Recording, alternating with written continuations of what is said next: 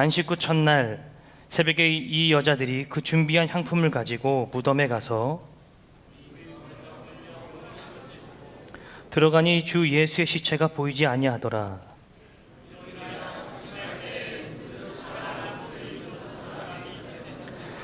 여자들이 두려워 얼굴을 땅에 대니 두 사람이 이르되 어찌하여 살아있는 자를 죽은 자 가운데서 찾느냐.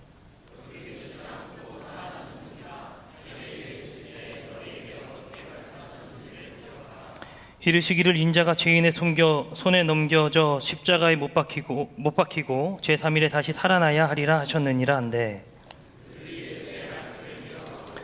무덤에서 돌아가 이 모든 것을 11사도와 다른 모든 이에게 알리니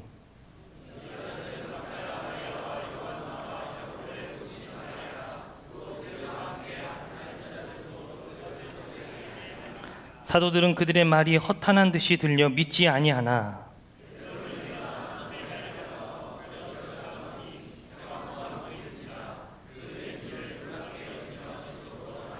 아멘.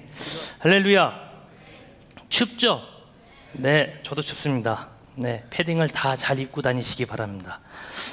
여러분, 오늘 제가 여러분에게 들려드리는 오늘 어떻게 보면 가장 마지막 메시지가 될 것 같습니다. 이유는 그 이후에 다시 또 광고 시간에 함께 나누도록 하겠습니다. 무엇을 가장 나누어야 할까라는 생각을 좀 하다가 어떤 고맙습니다, 수고하셨습니다, 감사합니다 이런 이야기를 하는 것보다 복음의 진수를 좀 나누어야겠다라는 생각을 좀 했습니다. 우리들이 예수를 믿으면서 평생토록 잊지 말아야 할 것, 그리고 우리들이 그리스도인으로 살아가면서 내가 이것 하나만큼은 확신해야겠다라고 하는 것 무엇일까라고 생각하다가 여러분 계속해서 이 스타트라는 이 시리즈로 나아가고 있는데, 바로 기독교의 시작, 즉 부활에 대해서 오늘 함께 좀 나누려고 합니다. 뭐라고요? 부활. 네, 기독교의 시작, 부활. 여러분, 부활을 믿으십니까? 네, 진짜 믿으십니까?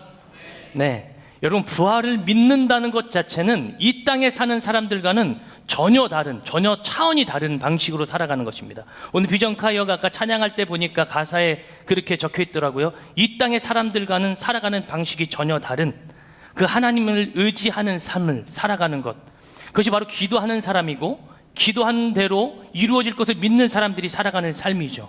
여러분, 우리들의 눈에 보이지 않습니다. 주님이 살아나셨는지, 주님이 지금 우리들에게 정말로 무엇을 공급해 주시는지 우리들 눈앞에는 드러나지 않고 나타나지 않습니다. 그러나 우리 기독교의 신앙과 기독교의 믿음은 무엇이냐면 보이지 않는 살아계신 하나님을 믿고 따라가는 것인 줄로 믿습니다. 그래서 우리는 이 부활 사건을 아주 주님이 부르시는 그날까지 고수하면서 살아가는 것입니다. 너 무엇을 믿니? 라고 얘기하면 저는 예수를 믿어요 라고 얘기하겠죠. 그런 자에게 다시 물을 겁니다. 그 예수의 무엇을 믿니? 라고 그러면 여러분 세 가지를 꼭 기억하십시오. 다 같이 따라합시다. 첫째, 하나님이 인간의 몸을 입고 이 땅에 오셨다는 것. 두 번째, 그분이 나의 죄를 대신하여 십자가에 못 박혀 돌아가셨다는 것. 마지막 세 번째, 사흘 만에 부활하셨다는 것. 여러분들에게 누군가가 묻을 것입니다. 너는 교회에 왜 다니니? 저는 예수 믿어요, 예배해요. 예수의 무엇을 믿니? 라고 말하면 여러분 이 세 가지를 꼭 이야기해 주십시오. 우리들이 믿는 예수님은 바로 이것을 행하신 분이십니다. 할렐루야. 우리들이 이것을 믿기 때문에 우리는 낙심과 절망하는 것이 아니라 나는 다시 부활할 거야. 나에겐 소망이 있어, 희망이 있어. 여러분, 이 땅에 희망과 소망을 두는 우리가 아니라 저 하늘에 소망과 희망을 두는 저와 여러분 되기를 주님의 이름으로 축복합니다.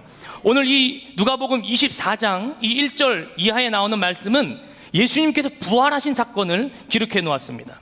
계속해서 복음서에 대해서 설명을 했는데 마태, 마가, 누가, 요한복음이라 그랬죠. 요한복음은 지난주에 함께 나누었었는데 몇 가지 표적이 예수님을 설명한다 그랬죠. 총 7가지의 표적이 예수님을 설명한다고 했습니다. 그래서 그 표적은 뭐라 그랬어요?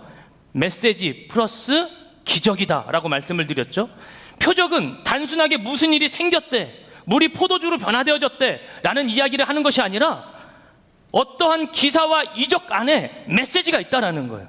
그래서 헬라어로 세메이온이라 그랬죠. 여기에는 하나님께서 우리들에게 보여주시고자 했던 가장 정확한 뚜렷한 메시지가 있었던 것입니다. 그것이 바로 요한복음을 기록해 나갔던 방식입니다. 그럼 오늘 이 누가복음은 누가 기록했죠? 누가복음은 누가 기록했습니까? 누가가 기록했죠. 그죠? 예, 정말 똑똑하신 우리 청년들입니다. 누가복음은 누가가 기록했습니다. 누가의 직업은 뭐였을까요? 예, 의사였습니다. 머리가 회전이 잘 돌아가는 분이에요. 그래서 다른 복음서들과는 좀 다르게 누가복음은 세밀하고 좀 이야기가 좀 길게 잘 집필이 되어져 있습니다. 이것을 디에케시스라 그래서 어떤 편지, 어떤 논술, 학문, 학술이라고 표현을 한다 그랬죠. 그러니까 레포트예요. 예수님에 대한 일대기의 이야기들을 아주 잘 기록해 놓은 책이 바로 이 누가복음이라는 것입니다. 여러분 혹시 궁금하잖아요. 마가복음을 보다가 마태복음을 보다가 요한복음을 보다가 왠지 좀 내용이 끊기는 것 같고 이상하면 그와 똑같은 본문을 찾아서 누가복음에 가서 읽어보십시오. 그러면 세밀하고 긴밀하게 이야기들이 쏙쏙 잘 적혀져 있는 것을 여러분들이 볼 수 있을 것입니다. 근데 오늘 이 누가복음에 보니까 1절을 한번 다 같이 한번 읽어볼까요? 1절입니다. 누가복음 24장 1절 시작. 새벽이 여자들이 그 준비한 향품을 가지고 무덤에 가는 거예요. 자, 예수님께서는 십자가에 못 박혀 돌아가셨습니다. 그리고 돌무덤에 예수님을 안치시키시고 그리고 2톤이나 되어지는 큰 돌로 그 무덤을 막았습니다. 봉인해 버렸습니다. 그러면 자, 기본적 상식으로 죽어있던 사람이라 하지 말고 살아있는 사람이 그 무덤에서 나올 수 있는 확률은 얼마나 될까요? 돌이 몇 톤이라고요? 2톤. 2톤이 얼마나 되는지 모르겠죠. 그죠? 지웅이 맞나? 지웅이가 얼마나 되는지 모르겠지만, 예, 우리 다음 주에 지웅이 같은 애가 또 한 명 올라올 것 같습니다. 예, 우리 세트가 이제 맞춰질 것 같아요. 우리 지웅이가 외롭지 않게. 여러분, 2톤이나 되는, 용달차 여러분 아시죠? 용달차, 그죠? 그게 보통 1톤 트럭이라 그러잖아요. 그죠? 그거 2배 되는 크기, 그리고 2배 되는 무게예요. 그 무게를 살아있는 사람이 이걸 밀고 나올 수 있을까요? 상식적으로? 밀고 나올 수 없습니다. 그러면 예수님은 돌아가셨다 그랬어요, 성경에. 그리고 그것을 돌무덤에 안치시켜 놓은 것입니다.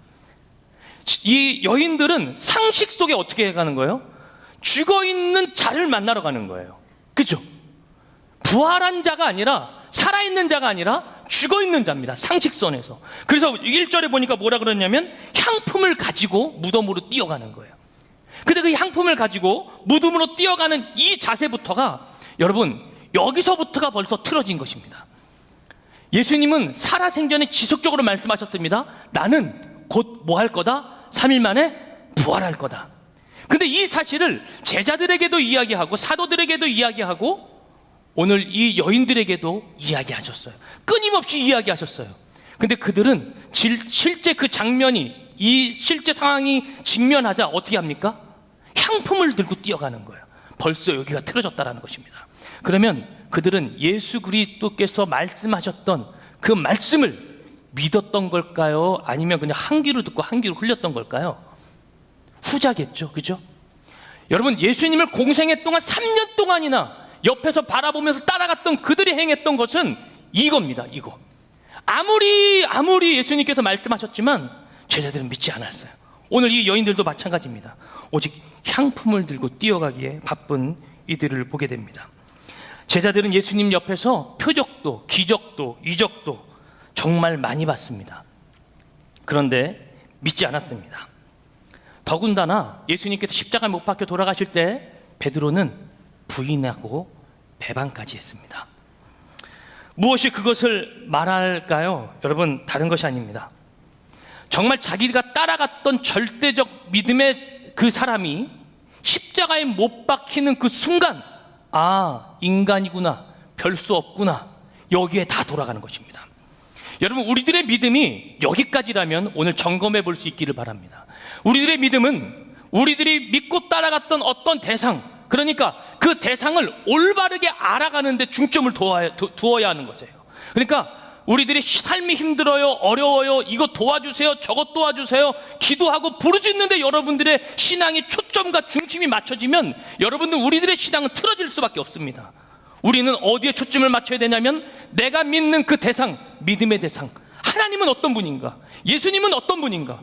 여러분 믿음의 대상에 대해서 올바르게 알잖아요. 그러면 그분을 배반하지 않을 것입니다.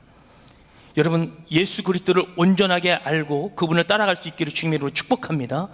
여러분 상상 속에 있는 예수님이 아니에요. 어떤 이상을 꿈꾸는 예수님이 아닙니다. 저와 여러분들에게 한 자리 해주는 예수님이 아니라 그 예수님은 지금 죽음에서 부활하셔서 지금 우리의 기도를 듣고 계시고, 할렐루야, 우리의 예배를 받고 계시는 줄로 믿습니다. 우리는 살아계신 주님을 믿는 거예요. 죽어있는 예수가 아니에요. 십자가만 떠올리는 예수가 아니라 그것을 죽음, 사망, 권세를 물리치고 우리들에게 멋지게 살아나심을 보여주신 그 예수 그리스도를 믿는 것인 줄로 믿습니다. 그래서 우리의 믿음은 그 죽은 예수 그리스도를 뛰어넘는 살아계신 예수를 믿어야 되는 것이죠. 그럼 우리들을 무엇을 더 많이 봐야 될까요? 사실 여러분 말씀입니다. 말씀에 모든 해답이 있습니다. 말씀에 모든 것이 있습니다. 이 말씀대로 살아가면 저와 여러분들은 하나님과 동행하는 거룩한 삶을 살아갈 수 있는 줄로 믿습니다. 제자들을 욕할 것이 아닙니다. 제자들은 듣긴 들어도 잊어버릴 수 있잖아요. 근데 우리는 그 광경을 이미도 다 봤잖아요. 책에 기록이 되어져 있잖아요. 그럼 우리들이 해야 할 것은 무엇이냐면 이것을 지속적으로 상기시키는 거예요. 목사님 예배 한 번만 드리면 됐지, 무슨 또 수요 예배도 있고 금요 철야도 있고, 우리 대한민국에는 새벽 예배도 있고. 저도 새벽 예배가 몸에 맞는 사람이 아닙니다. 저도 힘듭니다. 근데 나오는 겁니다. 못 나올 때가 더 많습니다. 아니 목사님 못 나오면 어떻게 해요? 저도 그래서 문제입니다. 그래서 저도 오늘 이걸 다시 또 떼어놓고 설교를 하도록 하겠습니다. 목사 이런 거 받을 필요가 없어. 내가 이렇게 참, 우리가 왜 이렇게 예배하고 왜 그렇게 말씀에 집중을 해야 되는가?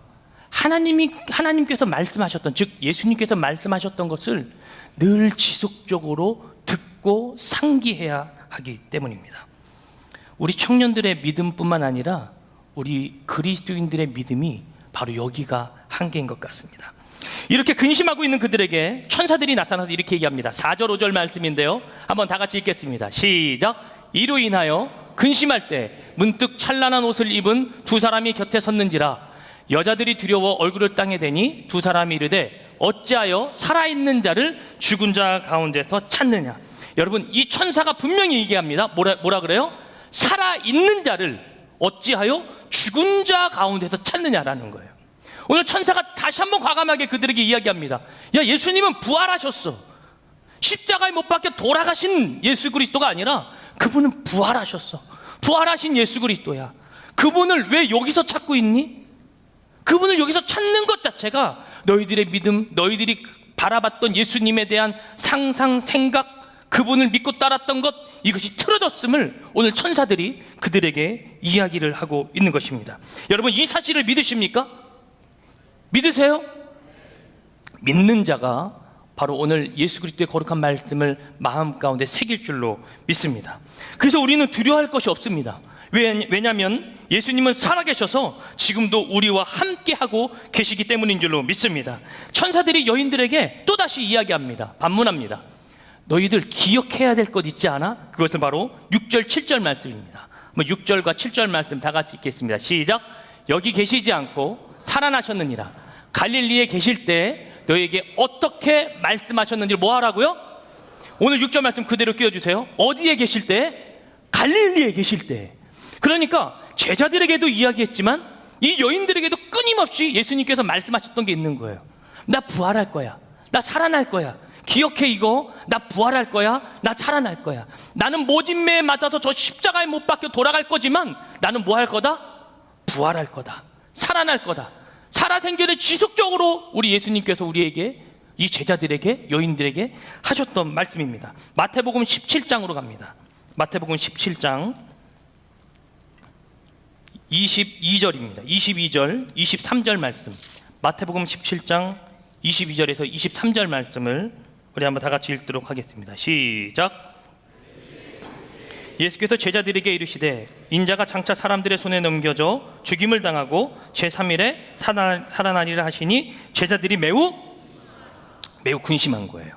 이게 바로 22절에 그랬죠. 갈릴리에 계실 때 제자들과 예수님은 제자들에게도 끊임없이 이야기하신 거예요. 근데 제자들의 반응은 뭐예요? 믿습니다 주님이 아니라 뭐예요? 매우 근심하더라. 걱정하는 거예요. 아니, 예수님은 우리들의 왕인데 지금 이 로마의 압제권에서 이 제국을 몰아내고 예수님이 왕권을 잡으면 우리는 예수님을 모시고 따라갔던 11명, 12명이니까 그 밑에서 한 자리는 우리가 얻을 수 있을 텐데 왜 예수님이 죽는다 그러지? 예수님이 죽으시면 지금까지 내가 예수님을 이렇게 따라가는 이 여정은 도대체 뭐야 이거? 그죠? 예수님을 따라가는 목적 자체가 이들은 다른 거예요. 그러니까 예수님께서 죽는다, 나는 십자가에 못 박혀 돌아갈 거다, 그리고 3일 만에 부활할 거다, 이 사건에 대해서 뭐 하고 있는 거예요? 매우 근심하더라. 근심하고 있는 그들의 장면을 우리들이 보게 되어집니다. 예수님은 자신이 부활할 것을 자주 말씀하셨습니다. 한 군데 더 찾아볼까요? 마태복음 16장입니다. 마태복음 16장 21절 말씀. 17장에서 뒤쪽에 가면 있습니다. 16장 20 나왔네요. 읽겠습니다. 시작. 이때로부터 예수 그리스도께서 자기가 예루살렘에 올라가 장로들과 대제사장들과 서기관들에게 많은 고난을 받고 죽임을 당하고 제3일에 살아나야 할 것을 제자들에게 비로소 나타냈다. 한 군데 더 찾아볼까요? 마태복음 20장입니다. 20장 17절 19절 17절부터 19절까지 세 구절의 말씀입니다. 마태복음 20장, 네, 다 같이 읽겠습니다. 시작. 예수께서 예루살렘으로 올라가려 하실 때 12제자를 따로 데리시고 길에서 이르시되 보라, 우리가 예루살렘으로 올라가노니 인자가 대제사장들과 서기관들에게 넘겨짐에 그들이 죽이기로 결의하고 이방인들에게 넘겨주어 그를 조롱하며 채찍질하며 십자가에 못 박게 할 것이나 끊임없이 이야기하셨죠. 그죠? 십자가에 못 박혀 돌아가시기 전에 예수님은 갈릴리에서도 또 제자들에게도 또다시 제자들에게 연거푸 마태복음에만 3번에서 반복해서 말씀하셨습니다. 근데 이 말을 들을 때마다 제자들의 생각은 뭐예요? 매우 근심하였더라. 주님 믿습니다가 아니라 매우 근심하였더라. 주님이 왜 죽어요? 주님이 왜 쓰러져요? 주님이 왜 그렇게 되냐고요? 베드로는 그 말을 듣자마자 거기서도 아니 주님 안 돼요. 어떻게 주님이 그러실 수 있어요? 안 되죠, 안 되죠. 그때 주님이 하셨던 말씀이죠. 사단아, 내 뒤로 물러가라. 너는 나의 길을 막게 하는 자로다. 무슨 말씀인지 아십니까 여러분? 부활을 믿지 않는 것, 믿지 못하게 하는 것 자체가 사단의 역사요. 사단이 우리를 넘어뜨리려고 하는 그 악한 마귀의 괴계라는 것입니다. 여러분, 부활을 믿으시길 바랍니다. 그분은 부활하셨습니다. 살아나셨습니다. 아까 우리 찬양 중에 그런 찬양했죠. 십자가 그 그늘 아래 내 소망이 있네. 십자가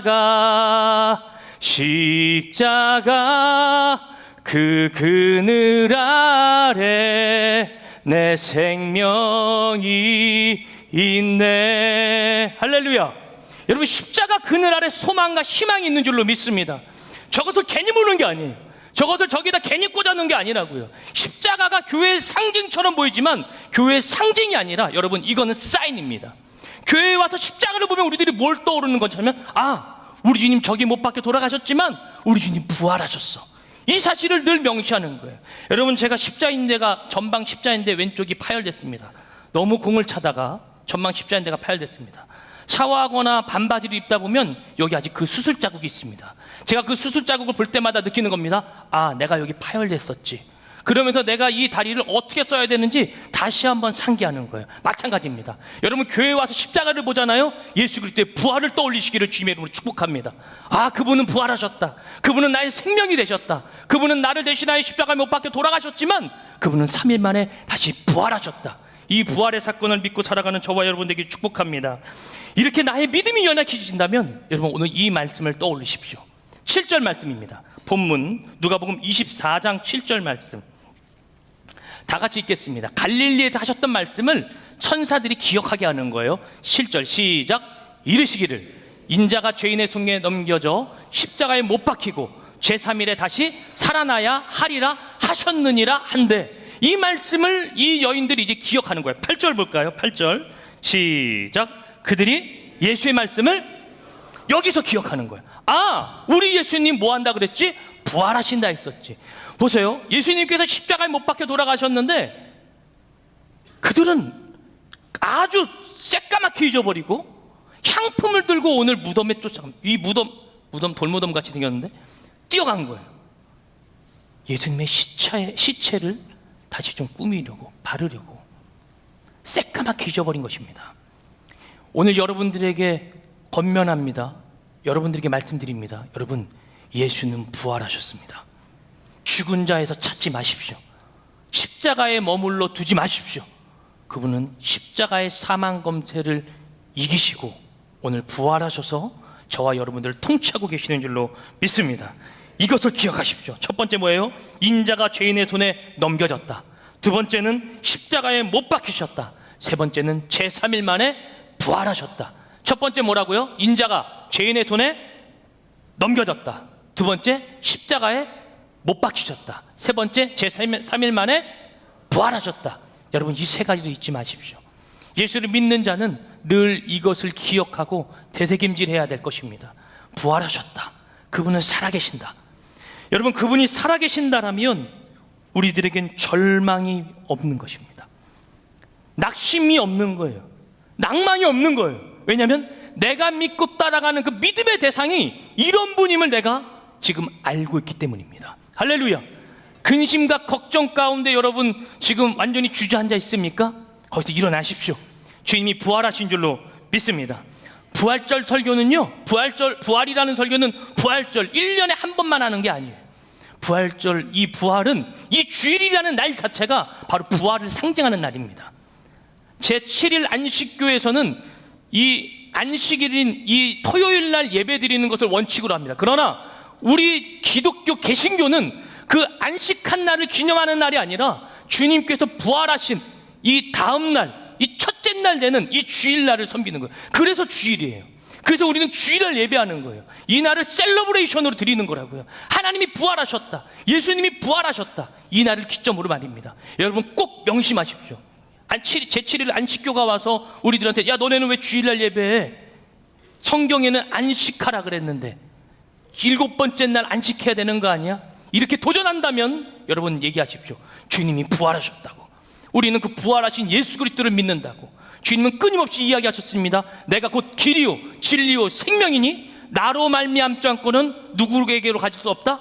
아버지에게로 갈 수 없다. 즉 우리에게는 예수가 길인 줄로 믿습니다. 예수 믿는 자에게 예수가 길이에요. 기도가 방법입니다. 말씀이 예수가 해답입니다. 그리고 우리들이 해야 할 방법은 바로 기도밖에 없습니다. 여러분들이 가지고 있는 재산도 믿음밖에 없는 거예요. 우리들은 그것 갖고 가는 거예요. 이 땅이 힘들고 어렵지만 말입니다. 이것을 기억한 이들이 8절에 가면 그들이 예수의 말씀을 기억하고 그 11사도 11절에 보니까 사도들이 그 말을 그들의 말이 허탄한 듯이 들려 믿지 아니하나라고 이야기합니다. 그러니까 9절 10절에 이미도 가서 뛰어가서 이야기한 거예요. 그런데 그들이 믿지 않는 거예요. 어떻게 하면서 허탄해하는 거예요. 야, 예수가 부활했다고? 사도들인데.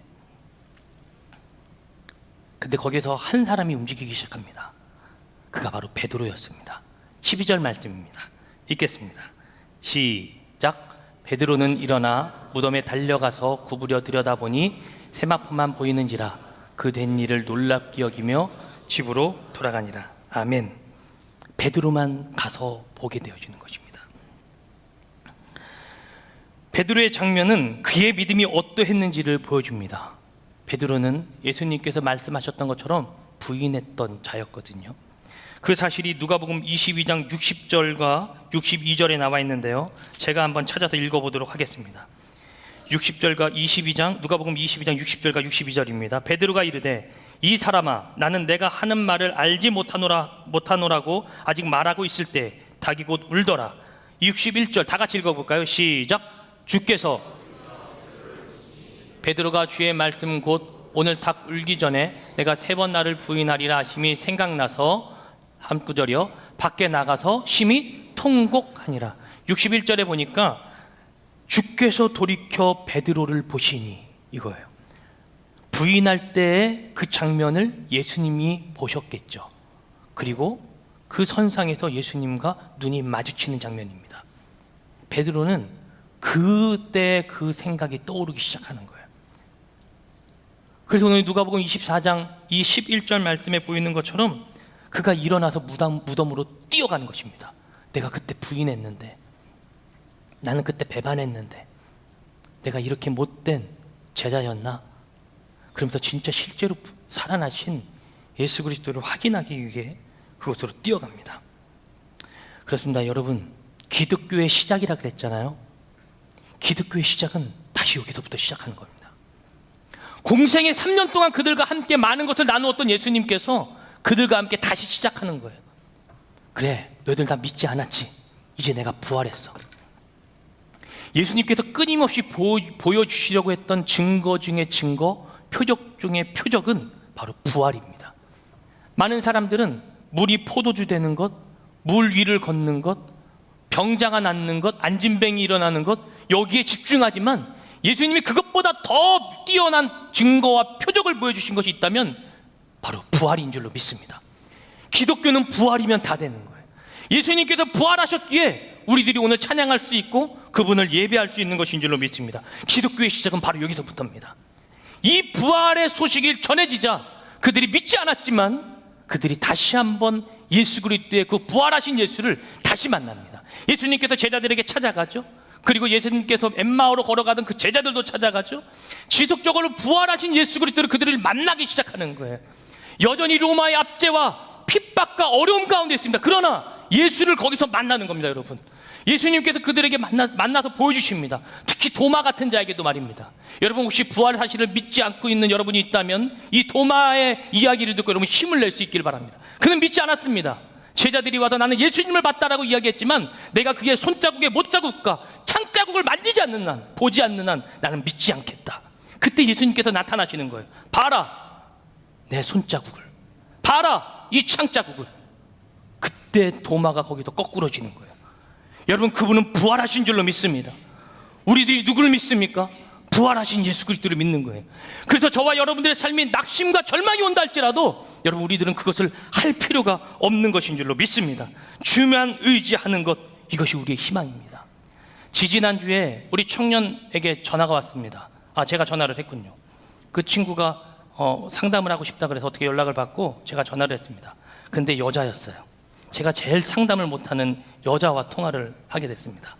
남자도 상담이 잘 안 되는데, 근데 이 여자가 긴박한 순간이에요. 젠장 울고 있는 거예요. 네. 아니, 전화를 했는데 시작부터 울기 시작하는 거예요. 그래서 제가 아니 왜 울어요? 어떻게? 나는 맹목소리도 잘 상담도 어려운데 여자들 저한테 전화하지 마세요. 저는 상담하면 굉장히 과감하게 합니다. 네. 그냥 헤어지라 그러고 때려치라 그러고 그러니까 저한테 전화하지 마세요. 근데 얘는 계속 울고 있는 거예요. 제가 그 이야기를 할 수 있을까요? 당연히 없죠. 자매님 왜 우세요? 뭐가 그렇게 힘드세요? 그러니까 이 자매가 이야기합니다.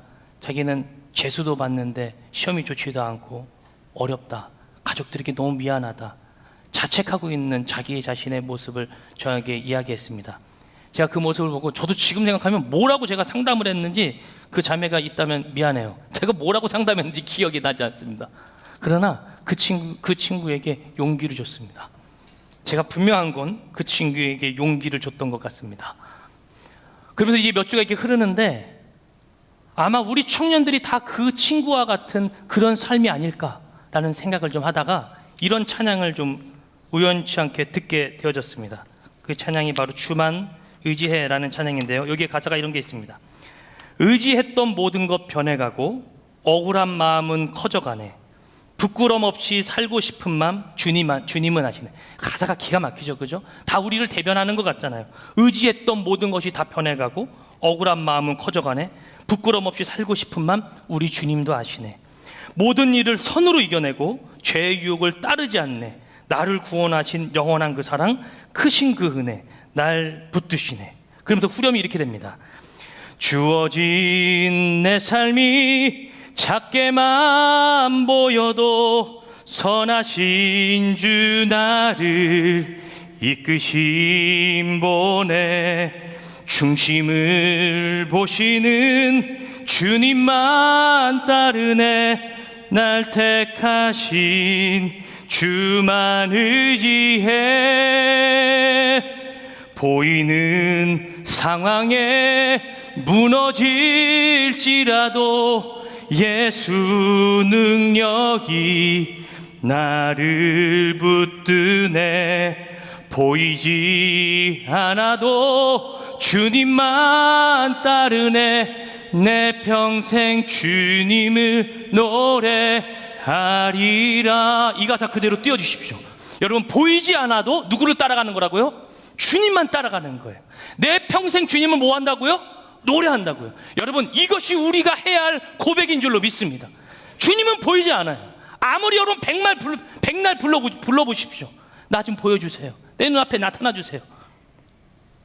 몇십억 인구 중에 한 명 나타날까? 여러분, 대부분 우리에겐 나타나지 않으십니다. 그러나 주님이 우리에게 주신 것이 있습니다. 이 성경 66권과 기도하는 것과 예배하는 것과 주님을 끊임없이 찬양하는 것. 주님은 부활하시고 하늘로 승천하실 때 우리에게 이 모든 것을 다 주고 가셨습니다. 이것만 있어도 우리는 살 수 있는 것 아닙니까? 그 대상이 누구라고요? 죽음을 이기신 부활하신 예수 그리스도라고요. 오늘 말씀에는 시체는 없어졌지만 부활하신 예수님을 믿지 않는 그들의 어리석은 모습이 나옵니다. 왜냐하면 예수를 통해 얻으려고 했던 것을 얻지 못했기 때문입니다. 이런 제자들에게 기독교의 역사가 새롭게 쓰여지기를 예수님은 원하셨습니다. 이 부분에 대해 마가복음 16장은 이렇게 기록합니다. 한번 볼까요? 마가복음 16장 14절입니다. 마가복음 16장 14절 말씀. 그 후에 11제자가 음식 먹을 때 예수께서 그들에게 나타나사 그들의 믿음 없는 것과 마음이 완악한 것을 꾸짖으시니 이는 자기가 뭐한 것을 살아난 것을 본 자들의 말을 뭐하지 않았다? 믿지 아니함이라. 이 부분에 대해서 예수님이 꾸짖고 계시는 거예요. 오늘 저와 여러분들에게도 마찬가지입니다. 항상 이것을 다시 상기할 수 있기를 주님의 이름으로 축복합니다. 우리 주님은 매일이에요. 매일 나 부활했다, 나 살아났다, 아무개야 걱정하지 마라, 아무개야 낙심하지 마라. 그때 울면서 저에게 전하셨던 자매님, 낙심하지 마십시오, 절망하지 마십시오. 주님은 살아계십니다. 부활하셨습니다. 그분이 저와 여러분들의 인생을 책임지고 계시는 줄로 믿습니다. 이렇게 이 말씀이 쓰여지면서 누가복음 24장에는 이 말씀이 마무리되어지는데요, 44절 이하에 보니까 이렇게 적혀 있습니다. 한번 길지만 다 같이 읽어볼까요? 44절부터 끝 53절까지 읽겠습니다. 시작.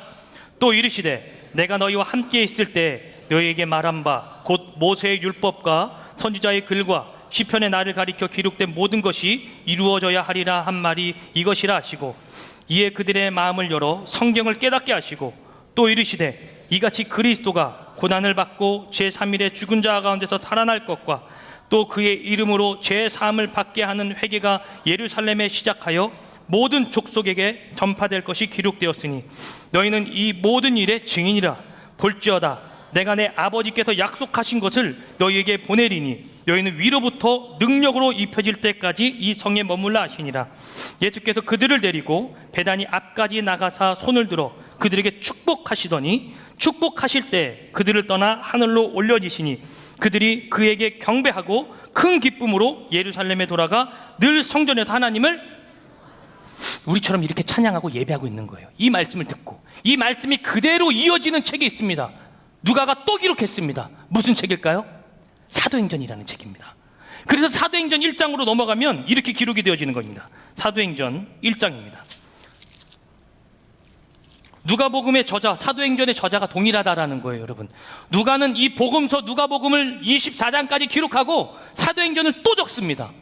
예수님께서 이렇게 역사를 이루어 나가신다라고 하는 성령의 행전을 적어 나가기 시작하는 거예요. 그게 바로 사도행전이라는 책이에요. 그래서 1장에 이렇게 이야기합니다. 1장 8절입니다. 다 외웠죠? 시작. 오직 성령이 너희에게 임하시면 너희가 권능을 받고 예루살렘과 온 유대와 사마리아와 땅끝까지 이르러 나의 뭐가 되라? 증인이 되라는 거예요.